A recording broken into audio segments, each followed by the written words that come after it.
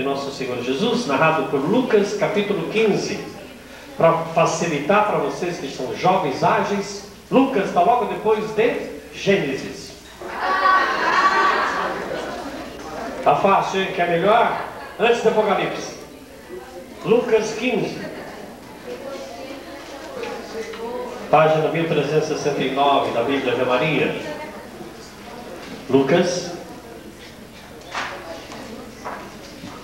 15.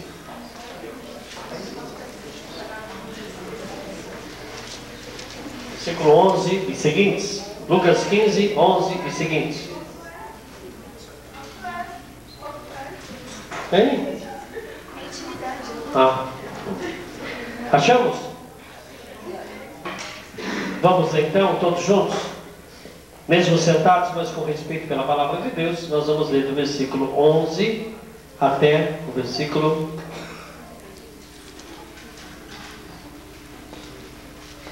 32. Juntos, bem devagar, deixando que a palavra de Deus caia no nosso coração. Disse também um homem que tinha 2 filhos. O mais moço disse a seu pai: meu pai, dá-me a parte da herança que me toca. O pai então repartiu entre eles os haveres. Poucos dias depois, ajuntando tudo que lhe pertencia, partiu o filho mais moço para um país muito distante e lá dissipou a sua fortuna, vivendo dissolutamente. Depois de ter esbanjado tudo, sobreveio àquela região uma grande fome, e ele começou a passar penúria. Foi pôr-se a serviço de um dos habitantes daquela região, que o mandou para os seus campos guardar os porcos. Desejava ele fartar-se das vagens que os porcos comiam, mas ninguém. Até aí, palavras da salvação. glória a vós, Senhor. Glória a vós, Senhor. Esse evangelho que Lucas nos mostra do filho pródigo. Nós já escutamos falar maravilhosamente dessa passagem, e eu sinto que Jesus quer nos mostrar algo também para completar a primeira reflexão diante desse evangelho. A Bíblia nos mostra que Jesus estava contando que um homem tinha quantos filhos? 2 filhos. O mais moço disse a seu pai o quê? Meu pai, dá-me a parte da herança que me toca. O que significa isso? Aquele jovem estava revoltado dentro de casa, não se satisfazia com as coisas da sua casa, não se satisfazia com as coisas do seu pai, do seu irmão, que eram só 2, e não estava contente com nada ali. Então qual foi a reação dele? Chegar e já exigir do pai algo que ele sabia que era dele, que é a minha parte na herança, dá-me a parte que me toca. E a Bíblia nos mostra que o pai então repartiu entre eles os seus haveres. É claro que a narrativa de Lucas nos mostra rapidamente de um versículo a outro, mas no versículo 13 está escrito que poucos dias depois, ajuntando tudo que pertencia, o jovem partiu. Significa que o pai então teve que fazer inventário das suas coisas, chamar um tabelião para repartir as terras que tinha, transformar aquilo em dinheiro e dar o dinheiro para o filho. Ele não podia carregar a terra, ele queria dinheiro. Eu não quero nada, eu quero sumir daqui, eu quero curtir outra, eu quero sair de casa, eu estou na minha, eu quero ir para uma cidade grande, uma cidade que tem progresso, eu não quero ficar nessa vidinha aqui, chega. E o pai então, naturalmente muito pesaroso, um pai contrito no coração, com dor no coração, o filho exigindo, e o que ele faz? Ele reparte. E o filho, poucos dias depois, ajuntou todos os seus haveres e foi embora. E partiu para uma terra distante. Significa o quê? Quando Jesus falava sobre a ovelha perdida e o filho pródigo, ele falava para os fariseus. E os fariseus não aceitavam a lei antiga que o filho abandonasse o pai. Mostrava essa atitude dessa uma rejeição. O farisaísmo rejeitava as pessoas que assim faziam. E indo para uma terra distante significa no hebraico que era como se saísse da graça e caísse na desgraça, foram para o pecado mesmo. E os fariseus, escutando aquilo, começaram a sentir no coração é uma revolta até por esse filho que sai de casa, machuca o pai, faz o pai chorar, faz o pai transformar os seus bens em dinheiro. E o filho naturalmente era muito boizinho, falou: não quero nem cheque nem cartão de crédito, pai. Eu quero dinheiro vivo, e se possível em dólar e tal. Exigiu tudo e foi embora. E foi para uma terra distante da sua casa, ele não ficou na mesma cidade, diz a palavra. Mas só que lá ele dissipou a sua fortuna. Você vê, não era pouco, fortuna é fortuna. Então não eram os míseros cruzeiros e cruzados, ou reais, ou dólares. Ele tinha levado muito dinheiro, ele esbanjou, mas é claro, deitou e rolou. Foi no shopping center, foi no McDonald's, lá de Jerusalém, e deitou e rolou. Comprou tudo que queria, que não queria, e aprontou. E a palavra de Deus vai nos mostrando que depois dele ter esbanjado tudo, ele gastou tudo com meninas, com mulheres prostitutas, com bebida, com isso, com barzinho, com sei lá o que. Gastou tudo, mas daí sobreveio àquela região uma grande fome, uma necessidade financeira que já estava ruim. Então começou a aparecer desemprego, e o povo passando fome, não tinha emprego, mas ele esbanjou tudo. Daí ele não tinha mais amigos, todo mundo estava na penúria. O que ele fez? Ele se colocou a serviço de uns habitantes. Primeiro ele começou a procurar emprego, ninguém que tinha emprego para dar. Ele se colocou a serviço de uns habitantes daquela cidade, que mandou ele. Meu Deus, você cuidaria de porcos? Depende do porco, né? Mandou ele cuidar de porcos, era a única coisa que o homem tinha. Falou assim: você quer ganhar uns trocados por semana, então, mas comida eu não te dou, só salário, porque a situação está muito ruim. Então você guarda os porcos, fim de semana eu te dou uns trocados. E ele desejava até fartar-se. Fartar não é que tal querendo beliscar-se uma coisinha ou outra, era comer mesmo as vagens que eram servidas aos porcos, mas ninguém lhes dava. Você vê que situação para esse jovem? Ele gastou tudo que ele tinha, gastou toda a riqueza, seu tempo, sua saúde, suas noites, virou boêmio, acabou o dinheiro. Daí ele ficou sozinho e com um orgulho muito grande de voltar. E como é que vai voltar? Começou a procurar emprego, ninguém deu emprego. O único emprego que ele achou foi a miséria de servir porcos. E por que Jesus serviu do animal porco para os fariseus? Porque na lei antiga o farisaísmo não aceitava que se tocasse num porco. Comesse carne de porco era pecado para eles, né?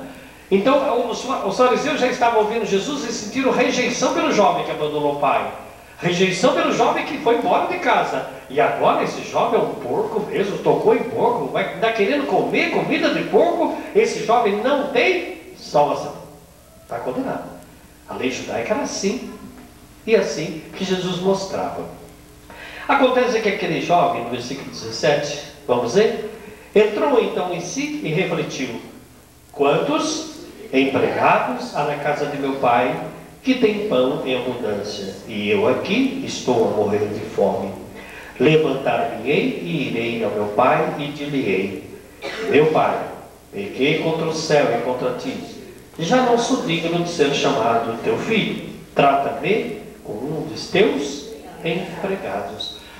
Ele começou então a ficar num desespero tão grande que ele pensou: poxa vida, meu pai tem uma fazenda, tem tanto empregado, quer dizer, são empregados, estão lá para servir, tem horário para entrar, mas se eu fosse um dos empregados eu podia até comer pão com eles, uma sopa quente, uma canjica, sei lá, um Big Mac. Mas eles têm, porque eles são empregados. Eu acho que eu vou voltar para casa. Começou a mudar o seu coração. Vou voltar para casa, vou dizer para o meu pai: pai, eu pequei, não sou digno de ser nem seu filho, mas eu vou voltar. Trata-me igual aos seus empregados, quer dizer, exija de mim igual empregado, não como filho. Ele renunciou a tudo, ele se sentiu humilhado, ele deve ter chorado, passado noites, e falou: eu errei com meu pai, porque ele estava sentindo na carne o erro do seu pecado. Então, no versículo 20, levantou-se, pois, e foi ter com seu pai. Estava ainda longe quando seu pai o viu, e movido de compaixão, correu ao encontro, lançou-lhe o pescoço e o... Você imagina que pai que era esse? Qual é o pai que despreza o filho? Talvez o pai não ligasse muito, né? Mas quando o filho foi embora, o pai ficava no portão lá da fazenda olhando. Naturalmente vinham umas caravanas, vinha uma pessoa: pai, agora é ele. Eu acho que hoje é ele. Mas o pai conhece o filho. Tanto é que quando o pai o viu, movido de compaixão, um amor muito grande, foi ao encontro do filho, abraçou e o beijou. E naturalmente o filho beijou, foi uma festa e tal. E tanto foi festa que o filho disse para o pai: meu pai, eu pequei contra o céu e contra ti, já não sou digno de ser chamado teu filho. Mas nessa hora o pai fez o quê? Você não devia ter saído de casa, filho. Você foi muito ingrato com seu pai. Que bom que você voltou, mas não faz mais isso, não. Eu posso morrer. Isso quem faz são nossos pais, né? O pai, né? O pai disse aqui: pode parar de falar. Turma, olha isso, traz o conjunto aí, vamos tocar aqui. Vamos lá, começa com som maior e tal. E fez uma festa e parou, todo mundo guardou o trator ali. O que está acontecendo? É festa para parar. Mas é 3 horas da tarde, não importa. O homem mandou parar, ele é o patrão. Foi feita uma grande festa. E o filho naturalmente estava descalço, porque ele tinha comprado um tênis de marca numa das boutiques lá, masculina. E agora ele estava numa penúria, não é pobreza. Naturalmente não tinha nem solo o tênis, só estava cobrindo em cima para não mostrar o pé sujo, né? Então o pai viu aquilo, arranca essa porcaria e vamos calçar os pés. O calçar os pés significa grandeza.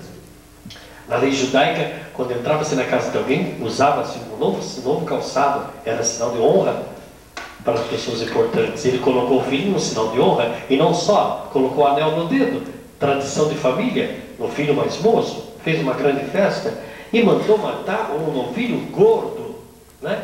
O melhor da fazenda para fazer um churrascão. Telefonou, para não sei se tinha telefone, mas sei lá, se virou. Façamos uma festa. E começou a festa. E ele disse: esse meu filho estava morto e reviveu. Tinha partido e foi. E começaram. Aleluia, aleluia, estava nem aí, né? E começaram aquela grande festa, porque o filho voltou. E o filho sentiu-se importante, ele pediu para ser empregado e foi agora amado como filho que volta a casa. Amém? Amém. Agora vamos ver outro lado. Outra história. Versículo 25. Um filho mais velho estava no campo. E ao voltar, aproximou-se da casa, ouviu a música e as danças. Chamou um servo e perguntou a ele o que havia. Ele lhe explicou: voltou seu irmão e teu pai mandou matar o novilho gordo porque o reencontrou são e salvo. 28, leiam comigo. Encolerizou-se ele e não queria entrar, mas seu pai saiu e insistiu. Parem. Veja bem que aquele jovem mais velho, e a lei judaica, é muito importante que a gente conheça esse histórico da palavra de Deus. Na lei judaica, o filho mais velho recebia a metade dos bens, não importa quantos irmãos tivesse. Porque na ausência do pai, o filho mais velho era o protetor dos outros. Então ele tinha a parte maior e passaria para o outro irmão e assim por diante. Então, a outra metade era do outro, não é? Que só eram 2 filhos. Então a metade da fortuna o pai tinha dado para o outro, o outro gastou tudo, acabou com tudo. Mas aquele filho foi fiel, não foi? Ele não ficou em casa, trabalhando com o pai. Quem era o herdeiro do pai? Não era ele? O filho mais novo era? Não era mais, porque o pai já tinha dado a parte dele. Então ele não tinha mais nada, ele só podia ter condição de empregado mesmo, ele gastou a parte dele. Então o que sobrou era do... Mas quando ele chegou na porta da casa e viu aquela gritaria de música, ele chamou um dos empregados e falou: ô Charles, o que está acontecendo? Naturalmente já fazia mais de 1 hora de festa, o Charles já estava meio... Charles assim: você não sabe, meu? Está uma festança aí. Olha, seu pai pegou aquele bezerro que estava uma chupeta, já está amassando. Mas o que aconteceu? Seu irmão voltou. E o que ele falou? Glórias a Deus! Meu irmão voltou, encolerizou-se, sentiu-se rejeitado, sentiu-se destruído, sentiu-se amargurado, ciumento, com raiva, todo mundo carregando o irmão dele no colo, jogando confete, serpentina, e ele ali fora. tudo para ele. Mas o pai dele saiu e insistiu com ele para entrar. Versículo 29. Ele então respondeu ao pai: há tantos anos eu te sirvo sem jamais transgredir o quê? Ordem alguma tua, e nunca me deste um. Para quê? Vocês já disseram isso em casa? Por que tudo para ela e não para mim? Se eu fosse eu, o senhor não deixava, porque é ela e tudo pode ser para ela. Já disseram? Graças a Deus que não. Graças a Deus. Mas veja o que passou no coração. Ele gritou com o pai. Ele que estava com o pai, que era dono de tudo agora, ele sentiu tão rejeitado que ele já agrediu o pai. Por que tudo para ele agora? Eu estou aqui, fui fiel a uma, não transgredi uma ordem. Pega essa palavra e guarda no coração. E o senhor nunca me deu um franguinho para comer com meus amigos. Ele foi matar um novilho gordo com meu irmão. Naturalmente ele estava até espumando de ódio para a boca, com raiva, ciumado. Mas a palavra de Deus diz que o pai... E gostado que no versículo 30, o filho mais velho diz assim: e agora que voltou o quê? Este teu filho. Ele nem disse: agora que o meu irmão voltou. O ódio era tanto que ele já disse: esse teu filho que voltou. Quer dizer, já não é meu irmão. O pai era pai, mas o irmão já não era irmão. Estava com ressentimento, de ódio. Gastou os bens com meretrizes. Ele foi jogando tudo na cara do pai. Gastou com meretrizes. E agora o senhor mandou matar o novilho. E o pai explicou que o filho sempre... Ele falou: filho, você está sempre comigo. Tudo que é meu é teu. E era mesmo, ele não percebia que tudo que estava ali era dele. Ele não percebeu isso. Você está sempre comigo, tudo que é meu é teu. Convinha, pois, fazer uma festa, porque seu irmão estava perdido e foi achado. Estava morto e reviveu. Palavras da salvação. Glória a vós, Senhor.